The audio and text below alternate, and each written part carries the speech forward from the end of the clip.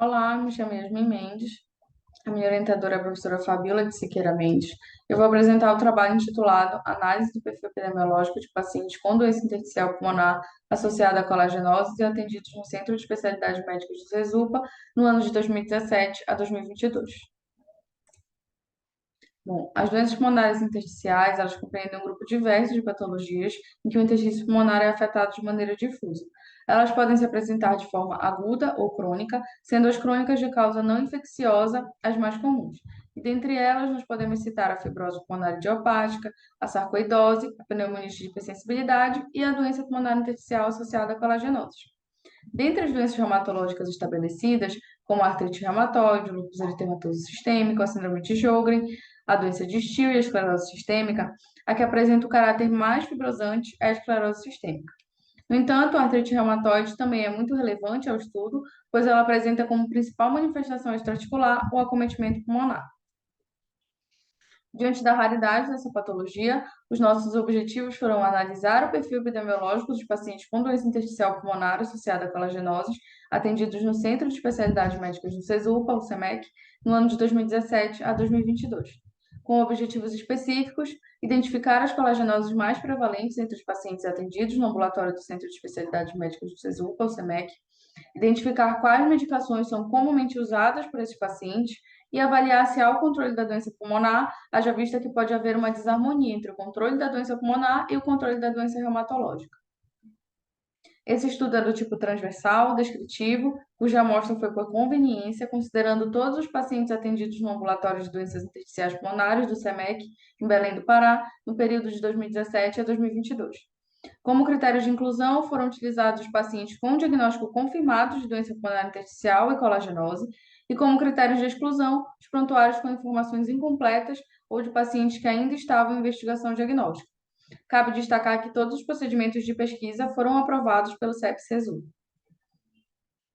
De resultados, ao todo, tivemos 153 pacientes que possuíam diagnóstico de doença pulmonar intersticial e desses, 51 tinham doença colagenosa associada, sendo as mais prevalentes a artrite reumatoide, na qual 17 pacientes apresentaram o diagnóstico, e a esclerose sistêmica, que 14 pacientes apresentaram o diagnóstico.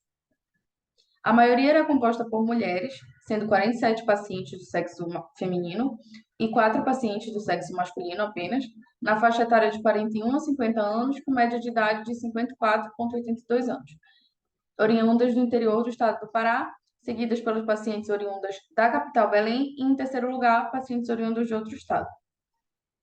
Com relação aos hábitos de vida, 70,59% da amostra negou o tabagismo, o que equivale a 36 pacientes.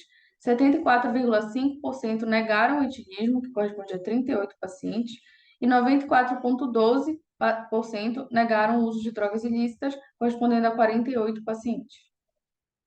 No que diz respeito ao histórico de doença familiar, 25% confirmaram esse antecedente, sendo as patologias mais citadas a tuberculose e a asma, seguidas pela neoplasia de pulmão. Em relação às condições de moradia, houve como predomínio de habitação a casa de alvenaria, seguida pelas casas de madeira e pau a pique, e houve também o predomínio do não convívio com pássaros.